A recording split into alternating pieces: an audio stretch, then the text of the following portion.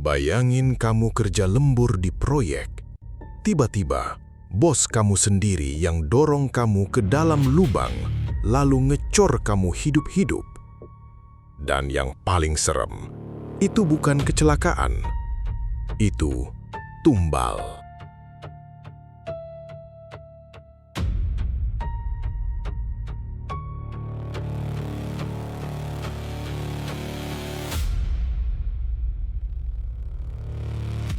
Jak, ambil aja. Gak usah sungkan. Anak kamu butuh susu kan? Ibu kamu juga dengar-dengar lagi sesak napasnya. Pak Bambang menyodorkan 2 lembar uang 100 ribuan dari dompet kulitnya yang tampak berkelas. Tangannya yang bersih, dengan jam tangan emas yang melingkar kokoh, kontras sekali dengan tangan Jaka yang pecah-pecah dan penuh noda aspal kering. Jaka ragu sejenak. Matanya melirik ke arah barak kuli yang gerah, lalu kembali ke wajah teduh bosnya itu. Tapi Pak, bon saya bulan ini sudah hampir 1 juta. Nanti gaji saya habis dipotong, saya makan apa di sini? Pak Bambang tertawa kecil, suara tawa yang kebapakan dan menenangkan. Dia menepuk bahu Jaka pelan, debu semen mengepul dari kaos proyek Jaka yang kumal. Siapa yang bilang mau potong gaji? Sudah, bawa saja. Saya ini dulu juga orang susah, Jak. Saya tahu rasanya nggak punya pilihan. Anggap saja ini talangan pribadi dari saya. Nanti kalau proyek tol ini tembus target bulan depan, semua bon kamu saya anggap lunas sebagai bonus. Gimana? Mata Jaka berbinar. Beneran, Pak? Bapak baik banget. Saya nggak tahu harus balas pakai apa. Nggak perlu dibalas sekarang. Cukup kerja yang rajin. Jaga kesehatan. Saya butuh orang-orang setia kayak kamu buat nyelesain proyek di hutan larangan ini, ujar Pak Bambang sambil tersenyum lebar. Senyum yang membuat siapapun merasa aman, meski di sekeliling mereka pohon-pohon hutan itu seolah sedang mengawasi dengan dahan yang membungkuk. Sore itu, suasana di lokasi proyek KM64 terasa lebih santai karena kebaikan Pak Bambang. Di warung kopi sederhana pinggir proyek, para kuli berkumpul sambil menyesap kopi hitam dan menghisap rokok kretek. Topik pembicaraannya cuma satu, betapa beruntungnya mereka punya kontraktor seperti Pak Bambang. Tadi si Udin juga dikasih bon 300 ribu. Katanya buat bayar utang di kampung, celetuk Gani, kuli senior yang badannya penuh tato memedar. Iya bang, tadi Jaka juga dikasih 200 ribu. Gila ya, Pak Bambang itu kayak nggak takut miskin. Padahal kita ini cuma kuli kasar. Kalau kita kabur gimana? Sahut kuli lain. Jaka yang duduk di pojokan cuma diam sambil menghitung sisa uang di sakunya. Dia merasa berutang budi sangat besar. Di tengah kontraktor lain yang sering telat bayar gaji atau malah bawa lari uang proyek, Pak Bambang adalah pengecualian. Dia adalah malaikat di tengah debu dan alat berat. Tapi kalian sadar nggak? Gani merendahkan suaranya, membuat para kuli conyong ke depan. Setiap kali Pak Bambang kasih bon, dia selalu nyatet di buku kecil warna hitam itu. Terus habis nyatet, dia kayak komat kamit sebentar. Itu mah paling zikir bang, biar rezekinya berkah, potong Jaka membela. Mungkin saja, tapi kemarin gue nggak sengaja lihat pas dia nyatet nama si Sugeng yang kecelakaan minggu lalu. Pas nama Sugeng ditulis, Pak Bambang kayak nyobek halaman itu terus dibakar di belakang tenda. Aneh aja, kan si Sugeng sekarang masih hilang di hutan, belum ketemu jasadnya. Obrolan itu terhenti seketika saat mobil SUV mewah Pak Bambang lewat. Debu jalanan beterbangan menutupi pandangan. Malam harinya, Jaka berjalan menuju kantor direksi. Sebuah bangunan semi-permanen yang paling bagus di antara barak-barak kuli. Dia berniat mengembalikan korek api Pak Bambang yang tertinggal di dekat molen tadi siang. Suasana kantor sepi. Lampu neon di teras berkedip-kedip, menciptakan bunyi tek-tek-tek yang monoton. Jaka hendak mengetuk pintu yang sedikit terbuka. Namun, langkahnya terhenti saat mendengar suara dari dalam. Bukan suara Pak Bambang yang sedang menelepon investor. Suaranya rendah, parau, dan seperti sedang merapal sesuatu dalam bahasa yang tidak Jaka pahami. Jaka mengintip dari celah pintu. Pak Bambang sedang duduk di meja kerjanya yang luas. Di depannya, buku saku hitam itu terbuka lebar. Ada sebuah lilin merah yang menyala di tengah ruangan, memberikan bayangan yang melonjak-lonjak di dinding. Darah yang dipinjam, nyawa yang dibeli, bisik Pak Bambang. Suaranya tidak lagi hangat, terasa dingin, kering, dan mengerikan. Jaka melihat Pak Bambang mengambil sebuah jarum kecil, menusuk jarinya sendiri, dan meneteskan darah tepat di atas nama-nama kuli yang tertulis di buku itu.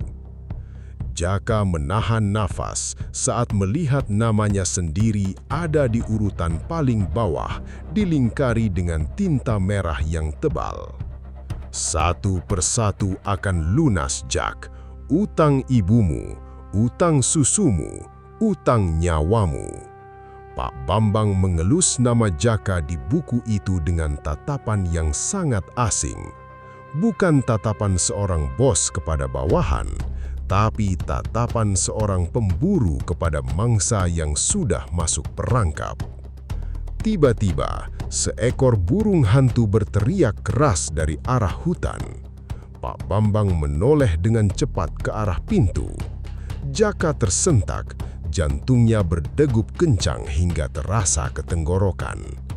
Dia segera berbalik dan lari sekencang mungkin menuju barak, mengabaikan rasa perih di kakinya yang tersandung batu-batu proyek. Di dalam barak yang pengap, Jaka mencoba memejamkan mata. Namun, bayangan Pak Bambang yang tersenyum ramah tadi siang kini berubah menjadi sosok yang memegang buku hitam penuh noda darah. Di luar sana, suara alat berat yang diam di tengah kegelapan hutan entah kenapa terdengar seperti peti mati raksasa yang sedang menunggu untuk ditutup. Jaka sadar kebaikan Pak Bambang punya harga, dan harganya mungkin jauh lebih mahal daripada sekedar potongan gaji. 1 minggu setelah malam di kantor direksi itu, suasana proyek berubah total. Hutan larangan seolah-olah mulai menolak kehadiran manusia. Pepohonan raksasa yang daunnya rimbun menghalangi sinar matahari, membuat area pengerjaan jalan tol di KM 65 selalu terasa seperti senja, lembab, dan berbau tanah busuk. Gak bisa, Pak. Ini mesin baru servis kemarin. Masa mendadak mati lagi? Teriak operator ekskavator bernama Tarno. Dia turun dari kabin dengan wajah pucat pasi. Pak Bambang yang berdiri di pinggir jalur rintisan cuma melipat tangan. Wajahnya yang biasa ramah kini lebih sering datar. Matanya tersembunyi di balik kacamata hitam. Coba lagi, No. Target kita minggu ini harus sudah pembersihan lahan sampai sungai. Masalahnya bukan cuma mesin, Pak. Suara Tarno bergetar. Dia mendekat ke Pak Bambang. Suaranya mengecil. Tadi pas saya ngeruk gundukan di bawah pohon beringin itu, ada bunyi krek keras banget. Pas saya cek ke lubang galian, isinya bukan batu atau akar, Pak. Rambut. Rambut panjang hitam melilit di gigi baket alat saya. Dan itu, rambutnya basah. Baunya kayak bangkai tikus. Jaka yang kebetulan lagi lewat bawa karung semen berhenti. Bulu kudutnya meremang. Pak Bambang cuma senyum tipis. Rambut akar itu, No. Jangan halu. Kamu kurang tidur mungkin. Sini, ambil ini buat beli suplemen sama rokok. Pak Bambang merogoh saku, kasih lembaran uang ke Tarno. Bon lagi ya, saya catat. Tarno nerima uang itu dengan tangan gemetar. Jaka melihat pemandangan itu dengan perasaan mual. Dia ingat buku hitam itu. Dia ingin teriak ke Tarno supaya jangan ambil uangnya, tapi lidahnya keluh. Malamnya di barak, suasana makin mencekam. Udara di dalam ruangan yang cuma beralas semen itu kerasa dingin yang menusuk tulang. Jenis dingin yang gak bisa hilang meski sudah pakai selimut tebal. Jak, lo denger gak? Bisik Gani dari dipan sebelah. Jaka yang baru mau merem langsung melek. Dengar apa, Bang? Suara itu di bawah lantai. Jaka diam mencoba menajamkan pendengaran. Di tengah suara jangkrik yang mendadak senyap, terdengar suara garukan. Pelan tapi konsisten. Srek, srek, srek. Seolah-olah ada sesuatu yang punya kuku tajam lagi berusaha menggali jalan keluar dari bawah semen tempat mereka tidur. Mungkin tikus, Bang, sahut Jaka meski hatinya nggak yakin. Tikus nggak bakal nangis, Jak. Suara Gani makin serak. Dan benar saja, di sela suara garukan itu muncul suara isakan tipis. Suaranya kayak suara perempuan yang lagi sesenggukan, tapi jauh banget, kayak berasal dari dalam tanah sedalam 10 meter. Tiba-tiba pintu barak terbuka lebar. Brak! Semua kuli yang tadi setengah tidur langsung loncat duduk. Di ambang pintu berdiri Udin, salah satu kuli yang paling rajin, tapi penampilannya sekarang mengerikan. Bajunya compang-camping dan kulit lengannya melepuh hebat, merah membara seperti habis disiram aspal mendidih. Panas banget, igau Udin. Matanya melotot tapi nggak fokus ke siapapun. Din, kenapa lo? Jaka lari nyamperin. Pas Jaka pegang tangannya, Jaka langsung narik tangannya kembali. Kulit Udin nggak cuma panas tapi lengket. Bau aspal panas yang sangat menyengat keluar dari pori-pori kulitnya. Pak Bambang panggil gue. Udin terus meracau. Dia bilang utang gue lunas kalau gue mau jadi pondasi. Dia bilang gue bakal abadi. Maksud lo apa, Din? Gani ikut megangin badan Udin yang mulai kejang-kejang. Udin tiba-tiba ketawa. Ketawa yang gak mirip suara dia sama sekali. Suaranya pecah, melengking tinggi bikin telinga sakit. Kalian semua sudah lunas. Kalian semua sudah dijual. Setelah itu Udin muntah. Tapi yang keluar bukan sisa makanan, melainkan cairan hitam pekat yang kental dan beruap. Bau aspal panas langsung memenuhi barak, menyesakkan nafas. Udin ambruk, pingsan dengan mata melotot ke atas. Besok paginya, Udin dibawa ke RS Kota oleh asisten Pak Bambang. Tapi anehnya Pak Bambang kelihatan tenang-tenang saja, seolah kejadian malam cuma drama kecil. Jaka yang merasa nggak tenang, memberanikan diri mendekati Pak Bambang di dekat jembatan darurat. Pak, soal Udin, dia semalam ngomong aneh-aneh. Katanya Bapak panggil dia. Pak Bambang berhenti memeriksa peta proyek. Dia melepas kacamatanya, menatap Jaka dengan mata yang tampak sangat lelah tapi tajam. Udin itu kena malaria tropis, Jak. Sering bikin orang halusinasi. Kamu jangan ikut-ikutan stres. Gimana kabar ibu kamu? Tadi asisten saya bilang ibu kamu butuh biaya buat nebus obat paru-paru di kota ya? Jaka tersentak. Bapak tahu dari mana? Saya selalu tahu apa yang orang-orang saya butuhin. Pak Bambang tersenyum tulus. Terlalu tulus sampai terlihat palsu. Tadi saya sudah suruh asisten saya transfer 3 juta ke rekening adik kamu di kampung. Anggap saja hadiah karena kamu sudah jujur tanya soal Udin. Jaka lemas. 3 juta. Itu angka yang besar. Tapi di kepalanya dia melihat bayangan buku hitam itu. Dia melihat namanya yang dilingkari darah. Kenapa, Jak? Nggak seneng? Tanya Pak Bambang. Langkahnya mendekat. Suaranya sekarang berbisik tepat di telinga Jaka. Di hutan ini, nggak ada yang gratis, Jak. Tanah ini minta bayaran karena kita sudah ngerusak rumahnya. Dan saya cuma perantara. Kamu mau kan bantu saya lunasin utang-utang kita ke pemilik tanah ini? Jaka cuma bisa mengangguk pelan, seperti terhipnotis. Di bawah kaki mereka, aspal dalam tol yang baru setengah jadi itu tampak bergetar lembut, seolah-olah ada ribuan jantung yang berdetak di dalamnya, menunggu giliran untuk berhenti berdetak selama-lamanya. Pak Bambang tidak bisa lagi tidur tenang. Tiap kali dia memejamkan mata, dia melihat wajah-wajah kulinya berubah menjadi tiang pancang yang menjerit. Proyek terhenti total di KM 66. 2 buldoser terperosok ke rawa tanpa sebab, dan mandor kepercayaannya ditemukan tewas dengan mulut penuh kerikil tajam. Mobil sudah siap, Pak, bisik asistennya. Seorang pria kurus bernama Chris yang jarang bicara dan selalu berbau tanah kuburan. Kita ke tempat Abah Kudus sekarang, Pak? Tanya Pak Bambang. Tangannya gemetar saat mengancingkan ke meja. Hanya beliau yang bisa menenangkan mereka, Pak. Tanah di KM 66 itu bukan tanah biasa. Itu lidah neraka yang sedang lapar. Mereka menembus kegelapan hutan selama 2 jam. Jalanan setapak itu seolah sengaja menyempit. Ranting-ranting pohon memukul kaca mobil seperti jari-jari yang ingin masuk. Mereka sampai di sebuah gubuk yang berdiri di atas tanah yang tak ditumbuhi sehelai rumput pun. Bau kemenyan bercampur amis darah hewan menyengat, menusuk paru-paru. Di dalam, seorang lelaki tua dengan mata yang hanya putih semua duduk bersilah. Itulah Abah Kudus. "Kamu datang membawa utang yang menumpuk, Bambang." Suara Abah Kudus parau, seperti gesekan amplas di kayu busuk. Pak Bambang berlutut. "Abah, tolong saya. Proyek gagal terus, alat rusak, orang-orang mati sia-sia. Saya bisa bangkrut kalau jalan tol ini nggak tembus bulan depan." Mati sia-sia.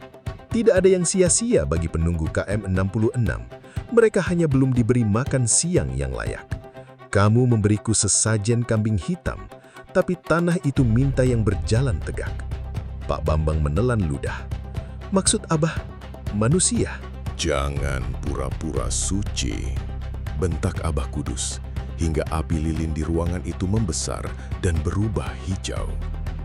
"Kamu sudah mencicilnya, kan? Dengan buku hitam itu. Setiap rupiah yang mereka pinjam darimu adalah kontrak yang mereka tanda tangani dengan darah mereka sendiri tanpa mereka sadari."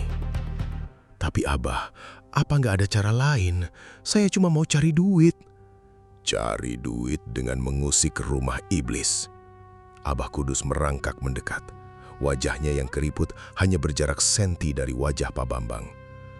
"Dengar, tanah itu butuh tiang yang masih bernafas agar aspalnya tidak retak.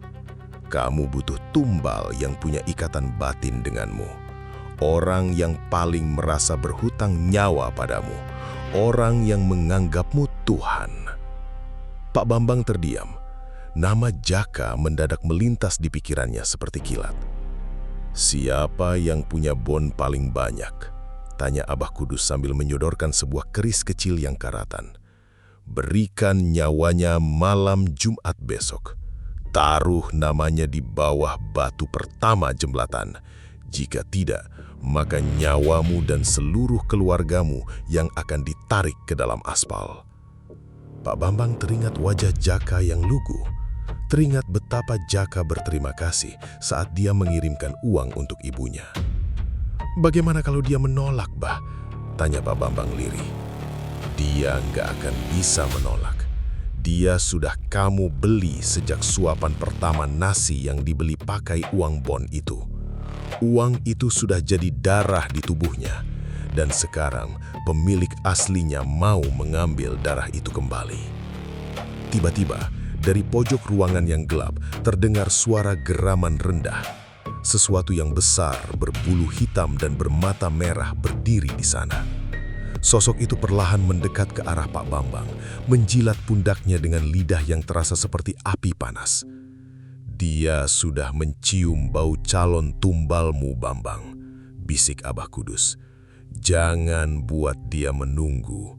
Jika besok malam jembatan itu belum diberi makan, sesuatu yang keluar dari hutan ini akan menjemputmu di rumah mewahmu." Pak Bambang keluar dari gubuk itu dengan tatapan kosong.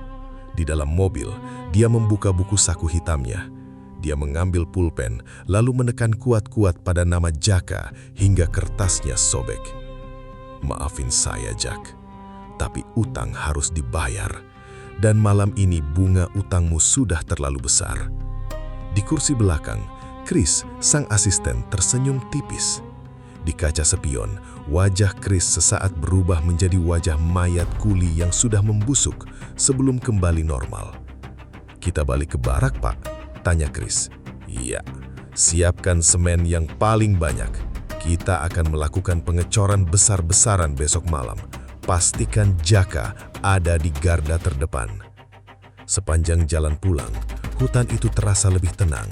Seolah-olah pepohonan di sana tahu bahwa sebentar lagi akan ada jeritan baru yang akan menghibur kesunyian mereka. Jauh di KM 66, tanah mulai bergetar menantikan tiang hidup yang dijanjikan sang kontraktor. Malam Jumat Kliwon tiba dengan udara yang luar biasa berat. Langit di atas KM 66 seolah tertutup jelaga. Tak ada bintang, tak ada bulan, hanya lampu-lampu proyek yang berkedip gelisah, benderang di satu sisi namun menyisakan bayangan-bayangan panjang yang seolah bergerak sendiri di sisi lain. Pak Bambang berdiri di depan barak dengan kemeja putih yang lengannya digulung. Wajahnya tampak tenang, tapi tangannya tak berhenti memainkan korek api gas. Di depannya, Jaka dan dua kuli lain, Gani dan seorang kuli muda bernama Rian, sudah siap dengan rompi proyek mereka. Malam ini, kalian bertiga saya pilih karena saya paling percaya sama kalian. Suara Pak Bambang berat, bergema di antara sunyinya hutan. Jaka membetulkan letak helm proyeknya yang terasa longgar. Tapi Pak, bukannya area jembatan itu dilarang dimasuki setelah jam 10 malam? Kata warga desa sini itu pusatnya. Haha, kamu percaya takhayul? Potong Pak Bambang cepat. Tawanya terdengar kering. Justru karena sepi, kita bisa benerin besi tulangan yang miring itu tanpa gangguan kuli lain yang kerjanya lambat. Ingat Jak, kalau malam ini selesai, utang kamu 3 juta buat obat ibu kamu itu, saya hapus. Anggap lunas. Mau? Jaka menelan ludah. Angka 3 juta itu terasa seperti beban berton-ton di pundaknya. Beneran lunas, Pak. Lunas, bersih. Kamu bisa pulang kampung dengan uang saku tambahan besok pagi. Gimana Gani? Rian, kalian juga mau utang kalian diputihkan? Gani, yang biasanya paling skeptis, hanya bisa mengangguk pelan. Dia butuh uang untuk biaya sekolah anaknya. Baik Pak, kita kerjain. Bagus, pakai rompi ini. Pak Bambang menyerahkan 3 rompi baru yang masih terbungkus plastik. Ini rompi khusus dari kantor pusat. Ada sensor keamanannya, biar kalau ada apa-apa di kegelapan, tim medis bisa tahu posisi kalian. Jaka menerima rompi itu. Saat jemarinya menyentuh kain rompi tersebut, dia merasa hawa dingin yang aneh, seperti menyentuh kulit orang mati. Di bagian punggung, di balik lipatan kain, ada jahitan benang merah yang membentuk pola rumit. Pola yang sama dengan yang dilihat Jaka di buku hitam tempo hari. Tapi dia tak punya waktu untuk bertanya. Ayo, naik ke bak truk, perintah Pak Bambang dari pinggir lubang. Mereka bertiga naik ke belakang truk bak terbuka. Pak Bambang sendiri yang menyetir, didampingi Chris sang asisten yang duduk diam seperti patung di kursi penumpang. Sepanjang perjalanan menuju titik KM 66, tak ada dialog. Hanya suara mesin truk yang meraung-raung melewati tanjakan curam. Sesampainya di lokasi, lubang pondasi jembatan itu tampak seperti mulut raksasa yang menganga. Kedalamannya sekitar 10 meter, dengan deretan besi-besi tajam yang mencuat ke atas seperti gigi taring. Pak, kok di bawah amis banget ya? Kayak ada bangkai, teriak Jaka dari dasar lubang. Pak Bambang tidak menjawab, dia malah berjalan ke arah truk molen semen yang sudah terparkir di dekat bibir lubang. Mesin molen itu mulai berputar. Grum, grum, grum. Suara mesinnya menelan suara hutan. Pak, kok lampunya kok dimatiin satu? Teriak Gani yang mulai panik karena satu persatu lampu sorot padam. Tiba-tiba, dari kegelapan hutan di sekitar mereka, terdengar suara bisikan massal. Ribuan suara yang memanggil nama mereka. Jaka, Gani, Rian. Pak Bambang, ada yang nggak beres Pak. Kita naik ya, teriak Jaka sambil mencoba meraih tangga. Namun saat Jaka mendongak, dia melihat Pak Bambang berdiri tepat di atas lubang. Cahaya dari sisa lampu sorot membuat wajah Pak Bambang terlihat seperti monster. Dia memegang sebuah keris kecil yang berkarat. Maafin saya Jak, tapi Abah Kudus bilang tiangnya harus yang punya utang paling banyak. Suara Pak Bambang terdengar jelas meski ada deru mesin. Maksud Bapak apa? Jaka mulai memanjat tangga dengan terburu-buru. Chris, nyalakan salurannya, perintah Pak Bambang dingin. Chris menarik sebuah tuas. Tiba-tiba, tangga besi yang dipanjat Jaka terasa dialiri listrik tegangan rendah. Jaka tersengat dan jatuh kembali ke dasar lubang. Buh! Ar! Gani dan Rian mencoba lari, tapi dari balik semak-semak muncul sosok-sosok hitam tanpa wajah yang langsung menerjang dan menyeret mereka kembali ke bibir lubang. Pak Bambang, tolong Pak, saya masih punya ibu, jerit Jaka dari bawah. Suaranya parau karena debu dan ketakutan. Pak Bambang menatap ke bawah, ke dalam lubang gelap itu. Dia mengambil buku saku hitamnya, lalu merobek halaman yang berisi nama Jaka, Gani, dan Rian. Dia membakar sobekan kertas itu dengan korek apinya dan melempar abunya ke dalam lubang. Utang kalian lunas, Jak. Malam ini, kalian gak perlu mikirin duit lagi. Kalian akan jadi bagian dari jalan tol ini selamanya. Tepat setelah kata-kata itu, corong truk molen mulai berputar ke arah lubang. Cairan semen abu-abu yang kental mulai tumpah seperti air terjun maut. "Pak Bambang!" Jeritan Jaka bergema, tertelan oleh suara semen yang jatuh menghantam dasar lubang. Pak Bambang membalikan badan, tak sanggup atau mungkin tak peduli untuk melihat pemandangan di bawah sana. Dia hanya perlu memastikan bahwa besok pagi jembatan itu sudah berdiri kokoh di atas nyawa yang sudah dia beli. Cairan semen itu tumpah dengan suara pluk-pluk yang berat, seperti muntahan raksasa yang tak terbendung. Jaka terjerembab di dasar lubang, kakinya langsung terbenam hingga mata angki dalam cairan abu-abu yang dingin dan lengket itu. "Gani, Rian, tolong!" teriak Jaka. Suaranya parau tertutup debu semen yang menyesakkan. Di atas sana, dia melihat Gani sedang bergulat hebat dengan sosok hitam yang baunya seperti tanah kuburan. Tapi kemudian, sebuah tendangan keras dari sepatu safety Pak Bambang menghantang wajah Gani. Gani terjerembab, jatuh melayang ke dalam lubang tepat di sebelah Jaka. Buh! Suara tulang patah terdengar jelas saat punggung Gani menghantam besi tulangan. "Bang Gani!" Jaka mencoba menggapai seniornya, tapi semen sudah setinggi lutut. Beratnya luar biasa, seolah-olah semen itu punya tangan yang menariknya masuk lebih dalam. Rian, kuli yang paling muda, menangis histeris di pinggir lubang sebelum Chris, si asisten, mendorongnya tanpa belas kasihan. Rian jatuh menimpa tumpukan semen sambil menjerit memanggil ibunya. "Pak Bambang, tega banget kamu, Pak. Kita manusia, Pak, bukan material bangunan," raung Jaka sambil mendongak. Air matanya mengalir, membasahi wajahnya yang penuh abu semen. Pak Bambang berdiri di bibir lubang, memegang senter besar yang menyorot langsung ke mata Jaka. "Kalian memang manusia, Jak, tapi bagi tanah ini, kalian hanyalah nyawa yang sudah saya beli. Ingatkan, susu anakmu, obat ibumu, itu semua dibayar pakai apa? Pakai ini." Pak Bambang menunjuk ke arah hutan. "Saya nggak minta dikasih kalau ujungnya begini." Jaka mencoba memanjat dinding lubang, tapi kukunya patah saat mencengkram tanah yang licin. "Terlambat, Jak. Bunga utannya sudah terlalu tinggi. Kalau bukan kalian yang masuk ke sana, saya dan keluarga saya yang akan ditarik oleh penunggu KM 66. Pak Bambang berteriak, suaranya mulai terdengar pecah antara takut dan gila. "Chris, percepat kucurannya." Truk molen itu menderu lebih keras.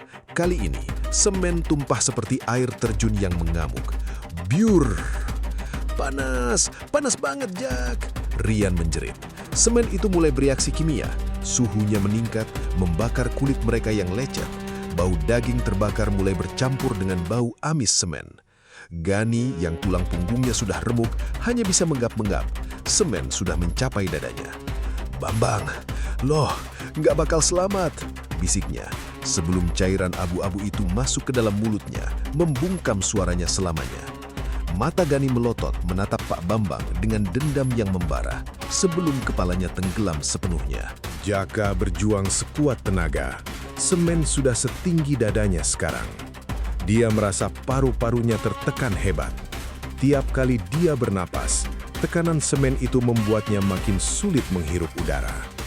"Pak Bambang, lihat saya!" teriak Jaka. Sisa-sisa kekuatannya dia gunakan untuk menunjuk ke arah bosnya. "Tatap mata saya. Demi Allah, saya nggak akan tenang. Saya akan cari kamu di setiap aspal yang kamu injak." Pak Bambang sempat terdiam. Tangannya yang memegang senter gemetar hebat. Sesaat, dia melihat bayangan hitam besar di belakang Jaka. Sosok dari gubuk Abah Kudus sedang memeluk Jaka, seolah-olah sedang menyambut hidangan utama. "Tutup lubangnya, cepat!" perintah Pak Bambang sambil mundur menjauh. Suaranya ketakutan. "Bos, dingin bos." Rian meratap untuk terakhir kalinya, sebelum hanya tangannya yang terlihat menggapai-gapai di permukaan semen, lalu perlahan diam dan tenggelam. Kini tinggal Jaka. Semen sudah sampai ke lehernya. Dia bisa merasakan cairan kental itu merayap masuk ke telinganya.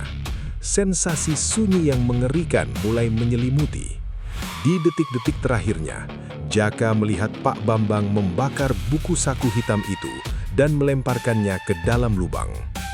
"Utangmu lunas, Jaka. Tidurlah." bisik Pak Bambang dari kejauhan.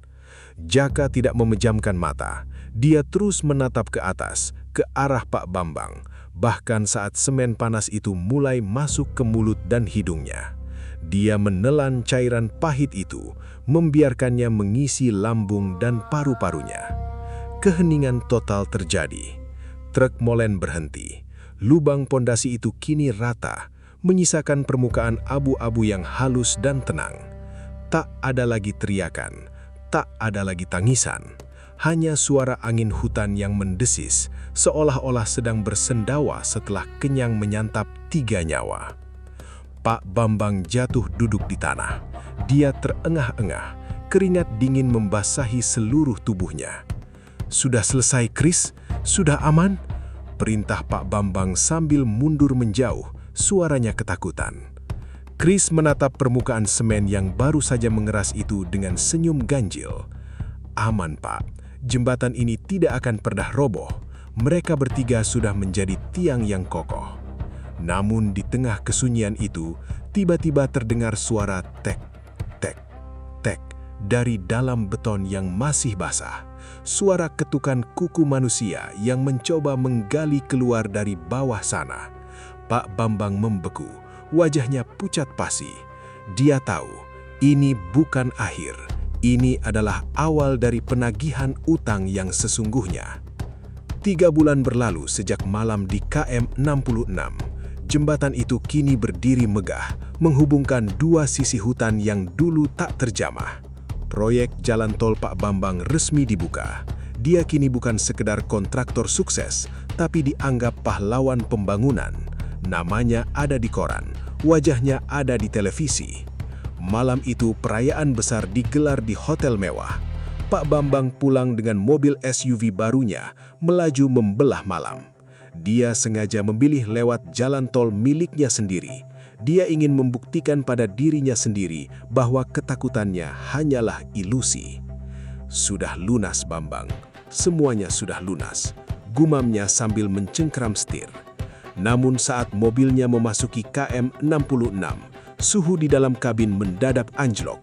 AC mobilnya mengeluarkan uap putih yang berbau amis semen basah. Pak Bambang melirik jam di dashboard. Tepat jam 2 pagi. Srek, srek, srek. Suara garukan itu muncul lagi. Kali ini bukan dari bawah tanah, tapi dari atas atap mobilnya. Pak Bambang menekan pedal gas lebih dalam. Jarum speedometer menunjukkan angka 120 km per jam, tapi mobilnya terasa sangat berat, seolah-olah dia sedang menarik beban berton-ton di belakangnya.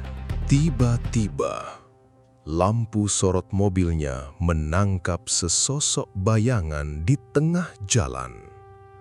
Pak Bambang menginjak rem sekuat tenaga. Ciit! Mobilnya berhenti tepat beberapa senti di depan sosok itu. Seorang pria berdiri membelakanginya, mengenakan rompi proyek yang kotor dan robek-robek. Rompi dengan pola jahitan benang merah di punggungnya. "Jaka?" bisik Pak Bambang. Jantungnya serasa mau copot. Sosok itu berbalik perlahan. Itu memang Jaka, tapi wajahnya tidak lagi seperti manusia. Kulitnya berwarna abu-abu pecah-pecah, seperti semen yang mengering dan retak. Matanya hilang, hanya menyisakan lubang hitam yang terus mengeluarkan cairan semen cair. "Bos, jalanannya kurang rata." Suara Jaka terdengar seperti gesekan batu koral. Pak Bambang mencoba mengunci pintu, tapi tombolnya macet. Tiba-tiba dari kursi belakang muncul tangan-tangan lain, Gani dan Rian. Tubuh mereka menyatu dengan jok mobil. Kulit mereka yang keras karena semen mulai merambat ke arah bahu Pak Bambang. "Pak, obat ibu saya mahal banget," bisik Jaka yang sekarang sudah berdiri tepat di samping kaca jendela. Dia mengetuk kaca dengan jari-jari yang kaku. Tok, tok, tok. Bapak bilang utang saya lunas kan? Pergi, pergi kalian. Saya sudah bayar Abah Kudus. Saya sudah kasih kalian uang. Teriak Pak Bambang histeris. Dia mencoba memundurkan mobil, tapi mesinnya mati total. Duit Bapak nggak laku di bawah sini, Bos. Di sini kulinya banyak, Bos. Tapi kita kurang mandor. Kita butuh Bapak buat mimpin kita di bawah aspal. Jaka memecahkan kaca jendela dengan sekali pukul. Tangannya yang dingin dan keras seperti beton mencengkeram leher Pak Bambang. Bau aspal panas yang sangat menyengat memenuhi kabin mobil. Ayo Pak, kita cek pondasinya sekali lagi. Bapak harus lihat gimana rasanya bernafas di dalam semen. Ajak Jaka dengan suara yang sekarang terdengar seperti rintihan ribuan orang. Tolong, Jaka, maafin saya. Saya kasih semua harta saya buat ibu kamu. Tolong lepasin. Pak Bambang menangis. Air kencingnya mengalir membasahi celana mahalnya. Ibu saya sudah meninggal, Bos. Dia mati sedih karena anaknya hilang gak ada kabar. Jaka menarik kerah baju Pak Bambang keluar dari mobil. Sekarang tinggal Bapak yang harus bayar bunga utangnya. Pak Bambang diseret paksa menuju pembatas jalan jembatan KM 66. Dia melihat ke arah aspal jalan tol. Aspal itu mendadak melunak, berubah menjadi cairan hitam pekat yang bergejolak seperti air mendidih. Wajah-wajah pucat para kuli bermunculan dari dalam aspal. Tangan-tangan mereka menjulur ke atas, menanti. "Enggak, jangan!" Pak Bambang melihat asistennya, Chris, berdiri di seberang jalan. Chris hanya diam, memegang buku saku hitam yang kini sudah penuh dengan noda darah segar. "Chris, tolong saya, Chris!" Chris hanya tersenyum tipis, lalu membungkuk hormat. "Tagihannya sudah jatuh tempo, Pak. Selamat bekerja di proyek abadi." Jaka, Gani, dan Rian memegang tubuh Pak Bambang. Mereka melompat bersama-sama ke dalam aspal yang mendidih itu. Pak Bambang menjerit sekeras-kerasnya, tapi suaranya langsung terputus saat cairan hitam pekat masuk ke kerongkongannya. Tubuhnya ditarik ke dasar pondasi, terjepit di antara tulang besi dan beton yang dingin. Besok paginya, mobil SUV Pak Bambang ditemukan kosong di pinggir jalan tol KM 66. Mesinnya masih hangat, tapi pemiliknya hilang tanpa jejak. Polisi hanya menemukan satu hal aneh. Di permukaan aspal jalan yang mulus itu, terdapat sebuah jejak telapak tangan manusia yang seolah-olah tenggelam dari dalam, lengkap dengan bekas jam tangan emas yang tertanam mati di dalamnya. Sejak saat itu, setiap pengemudi yang lewat KM 66 di jam 2 pagi selalu mendengar suara yang sama lewat radio mobil mereka. Suara seorang pria yang menangis minta tolong dan suara paraus orang kuli yang menjawab, "Sabar bos, utangnya belum lunas, kita masih butuh 1 tiang lagi."